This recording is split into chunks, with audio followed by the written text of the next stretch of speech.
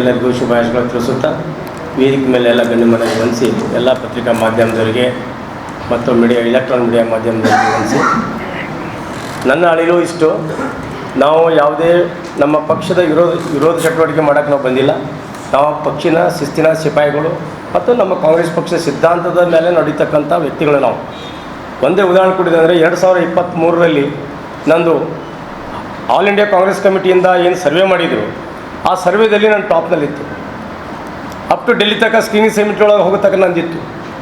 224 MLAಗಳನ್ನು ಎಲ್ಲನೂ ಫೈನಲ್ ಆಗಿತ್ತು. ಬರೀ 7 MLA ಬಿಟ್ಟು 7 MLA ಬಿಟ್ಟು ಎಲ್ಲ MLAಗಳು ಲಿಸ್ಟ್ ಅನೌನ್ಸ್ ಆಗಿತ್ತು. ಆ 7 MLA ಒಳಗೆ ನಮ್ಮದು ಅಫ್ಜಲ್ಪುರ ಒಂದು, ಲಿಂಗಸೂರು ಒಂದು, ಕುಂದಗೋಳ ಒಂದು, ಹರಿಹರ ಒಂದು, ಚಿಕ್ಕಮಗಳೂರು. ಈ ಅಫ್ಜಲ್ಪುರ ಸಿಟ್ಟಿಂಗ್ MLA ಇದ್ಕೊಂಡ್ಬಿಟ್ಟು ಅವ್ರದ್ದು ಆ ಜನರ ಒಂದು ಅವ್ರ ಅಭಿಪ್ರಾಯ ಇಲ್ಲಾರ ಸಲುವಾಗಿ ಅವ್ರದ್ದು ಸಹಿತ ನಿಂತಿತ್ತು. ಏನು ನಮ್ಮ ಏನು ಕೊಡುಗೆ ಕೊಟ್ಟಂಥ 371J ಆರ್ಟಿಕಲ್ಸ್ ಕೊಡುಗೆ ಕೊಟ್ಟಂಥ ಮಹಾನ್ 2ನೇ ಅಂಬೇಡ್ಕರ್ ಅಂತ ಏನು ಕಳ್ಸ್ಕೊಳ್ತಾರೆ ಮಲ್ಲಿಕಾರ್ಜುನ್ ನಮ್ಮ ಸಾಹೇಬರು, ಅವರು ಆಶೀರ್ವಾದ ಮಾಡಿದ್ರು. ಇದೊಂದು ಸ್ವಲ್ಪ ಈ ವಯಸ್ಸಿನಲ್ಲಿ ಇರಲಿಪ್ಪ, ಇಡೀ ವಯಸ್ಸಿನಲ್ಲಿ ಇದೊಂದು ಸಲ ಅವ್ರು ಆಗಲಿ ಅಂತ ಅಂದ್ಕೊಂಡು ನಾವು ಆಯ್ತು ಬಿಡಿ ಸರ್ ತಾವು ಹೆಂಗೆ ಹೇಳ್ತೀರಿ ಹಂಗಂತ ನಾವು ಕಾಂಗ್ರೆಸ್ನ ಒಂದು ಹೈಕಮಾಂಡ್ ಆದೇಶವನ್ನು ಪರಿಪಾಲಿಸಿ ನಾನು ವಾಪಸ್ ಬೆಂಗಳೂರು ಬಂದಾಗ ನಾನು ಮನೆಯಾಗಿದ್ದಾಗ ಎಮ್ ವೈ ಪಾಟೀಲ್ ಸಾಹೇಬರು, ಅವ್ರ 2 ಜನ ಮಕ್ಕಳು, ಅವ್ರ ತಮ್ಮವರು ಎಸ್ ವೈ ಪಾಟೀಲ್ ಅವರು, ಅವ್ರ ಮಾವದಿರೋ ಗೌಡರು, ಎಲ್ಲ ಬೀಗರು ಬಿಚ್ಚರು ಸೇರಿಕೊಂಡು ಸುಮಾರು 30-40 ಜನ ನನ್ನ ಮನೆಗೆ ಬಂದು ದಯವಿಟ್ಟು ತಾವು ಕಾಂಗ್ರೆಸ್ ಪಕ್ಷ ಬಿಡಬೇಡ್ರಿ, ತಾವು ಬರಬೇಕು ಅಂತ. ಇಲ್ಲ ಸರ್ ನೀವು ಬಿಡು ಅಂದ್ರೂ ನಾನು ಬಿಡಲ್ಲ ಕಾಂಗ್ರೆಸ್ ಪಕ್ಷ, ನಾನು ಕಾಂಗ್ರೆಸ್ ಪಕ್ಷಕ್ಕೆ ದುಡಿತೀನಿ ಅಂತ ತಿಳ್ಕೊಂಡು ಹೇಳಿಬಿಟ್ಟು ಇಲ್ಲೇ ಪತ್ರಿಕಾ ಗೋಷ್ಠಿಯೊಳಗೆ ನಾವು MLA ಸಾಹೇಬ್ರಿಗೆ ನನ್ನ ಬೆಂಬಲ ಇದೆ ಅಂತ ತಿಳ್ಕೊಂಡ್ಬಿಟ್ಟು ಅವ್ರಿಗೆ ಹೇಳಿದ್ದೀನಿ. ಆ ಸಂದರ್ಭದಲ್ಲಿ ಕೆಲವೊಂದು ವಿಚಾರಗಳನ್ನು ಅವ್ರಿಗೆ ಪ್ರಸ್ತಾಪ ಮಾಡಿದ್ದೆ. ಏನಪ್ಪ ನನ್ನ ಫಾಲೋವರ್ಸ್ ನಂಬ್ಕೊಂಡು ಬಂದಾರ, ಕಾರ್ಯಕರ್ತರು ನನ್ನ ಸಲುವಾಗಿ ದುಡ್ದಾರ, ಅವರಿಗೆ ಮತ್ತು ಯಾರಿಗೂ ಕೈ ಬಿಡಬೇಡ್ರಿ, ನನ್ನ ವೈಯಕ್ತಿಕವಾಗಿ ನಿಮ್ಗೆ ಯಾವ ಕೆಲಸ ಕೊಡ್ರಿ ಯಾವುದೂ ಕೊಡ್ರಿ ಅಂತ ನಾನು ಏನೂ ಕೇಳಲ್ಲ, ದಯವಿಟ್ಟು ಏನಪ್ಪ ನಮ್ಗೆ ಗೌರವದಿಂದ ನಡೆಸ್ಕೊಡ್ರಿ, ಗೌರವದಿಂದ ಹೋಗ್ರಿ ಅಂತ ಹೇಳಿದ್ದೀವಿ. ಆ ಸಂದರ್ಭದಾಗ ಎಲ್ಲನೂ ಹೇಳಿ ಮಾಡಿ ನಮಗೆಲ್ಲ ರಾತ್ರಿ ಆಗಲ್ಲ ದುಡಿಸ್ಕೊಂಡ್ರು. ರಾತ್ರಿ ಆಗಲ್ಲ ದುಡ್ದಿನಿ ನಾನು. ಯಾಕಂದ್ರೆ ಪ್ರತಾಪ ಸರ್ಕಲ್ದಲ್ಲಿ ನಿಮ್ಗೆ ಹೇಳೋದಂದ್ರೆ ನಮ್ಮ ಏನಪ್ಪ ಅಂತಂದರೆ ಅಲ್ಲಿ ನಮ್ಮ ಓಟ್ಗಳೆಲ್ಲ ಆ ಕಡೆ ಪರಿವರ್ತನೆ ಆಗಿತ್ತು. ಅಲ್ಲಿ XZP ಮೆಂಬರು ದಿಲೀಪ್ ಪಾಟೀಲ್ ಅವ್ರ ಕಡೆ 2 ದಿವಸ ಕ್ಯಾನ್ವಸ್ ಮಾಡಿದಂಥವ್ರೆಲ್ಲ ಕರ್ಕೊಂಡು ಬಂದುಬಿಟ್ಟು ಇವ್ರು ಎಷ್ಟು ಹಳ್ಳಿ ಒಳಗೆ ಹೋಗ್ತಿರ್ಲಿಲ್ಲ, ಅವು ಬಿಟ್ಕೊಂಡಿರಲಿಲ್ಲ. ನಿಮ್ಮ ಚಿಲಿಮಗಿರಿ ಒಳಗೆ ನಾನಲ್ಲಿ ಬಗೆಹರಿಸ್ಕೊಂಡು ಭಾಷಣ ಮಾಡಿಸಿ ನನ್ನದೇ ಆದಂಥ ಫಾದರ್ಸರ್ನ ಅವ್ರಿಗೆ ಬೆಂಬಲ ಏರಿಸ್ಬಿಟ್ಟು ಎಷ್ಟು ಹಳ್ಳಿಗಳೊಳಗೆ ಇವ್ರು ಮಾತುಕೊಳ್ಳೋಕೆ ಹಿಂದೆ ಹೊಡಿತಿದ್ರು.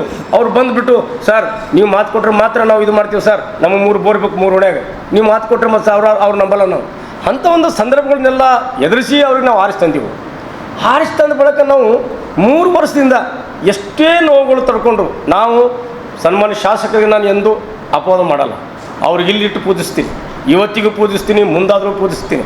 ಅವ್ರು ಮುಸ್ತದ್ದಿ ರಾಜಕಾರಣ ನಮಗೆಲ್ಲ ಥರ ಗೌರವ ಕೊಟ್ಟಾರೆ.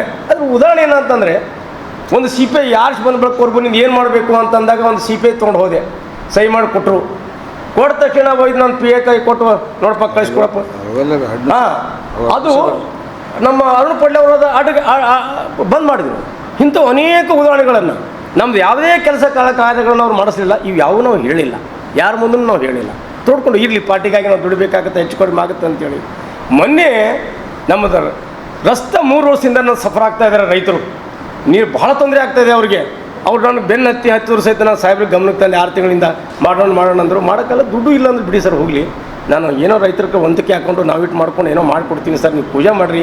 ಯಾಕೆ ನಾಳೆ ಯಾರೋ ವರದಿಗಾರ ಬಂದುಬಿಟ್ಟು ನಾವು ಪೂಜೆ ಮಾಡಿ ಏನೋ ಮಾಡಿದ್ರೆ ನಮ್ಮ ಕ್ವಶನ್ ಕೇಳಿದ್ರೆ ಪಕ್ಷ ನಿಮ್ಮದೇ ಸರ್ಕಾರ ನಿಮ್ಮದೇ, ನೀವು ಯಾಕೆ ಮಾಡ್ತೀರಿ ಅಂದ್ರೆ ನಮ್ಗೆ ಮಾತಿರಲ್ಲ. ಒಪ್ಕೊಂಡ್ರು. AWE ನೀರಾವರಿಗೆ ಅಂದರು ಹೇಳಿ ಫೋನ್ ಮಾಡಿ ಕಾರ್ಡ್ ಪ್ರಿಂಟ್ ಮಾಡೋ ಕಲ್ಲ ರೆಡಿ ಮಾಡು ಅಂತ ಹೇಳಿದರು. ಐನ್ ಮೂಮೆಂಟ್ನಲ್ಲಿ ಮಗನ ಮಾತು ಕೇಳ್ಕೊಂಡು ಕೈ ಕೊಟ್ಟು ನನಗೆ ಎಷ್ಟು ನೋವು ಆಗಬೇಕಾದ್ರಿಂದ ಹೇಳಿ ನೋಡೋಣ. ಈ ಥರ ಅನೇಕ ನೋವುಗಳನ್ನು ನಾವು ಅನುಭವಿಸ್ತಾ ಇದ್ದೇವೆ. ಅದಕ್ಕೆ ಈ ಪಕ್ಷ ಉಳಿಬೇಕಾಗಿತ್ತು ಅಂತಂದರೆ ಇವರು ತಿದ್ದುಕೋಬೇಕು. ಮುಂದಿನ ದಿನ ಮೊದಲು ತಿದ್ದುಕೊಂಡು ಎಲ್ಲರನ್ನೂ ಕರೆಸಿ ಏನು ನ್ಯೂನತೆಗಳನ್ನು ಸರಿಪಡಿಸಿ ಈ ಪಕ್ಷನ ಮುನ್ನುಗ್ಗಿಸೋ ವ್ಯವಸ್ಥೆ ಅವ್ರು ಮಾಡಬೇಕಂತ ಈ ವೇದಿಕೆ ಮುಖಾಂತರ ನಾನು ನಮ್ಮ ಹೈಕಮಾಂಡರಲ್ಲಿ ಮತ್ತು ಸ್ಪೆಷಲಾಗಿ MLA ಅವ್ರ ಹತ್ರ ನಾವು ವಿನಂತಿಸ್ಕೊಳ್ತೇವೆ.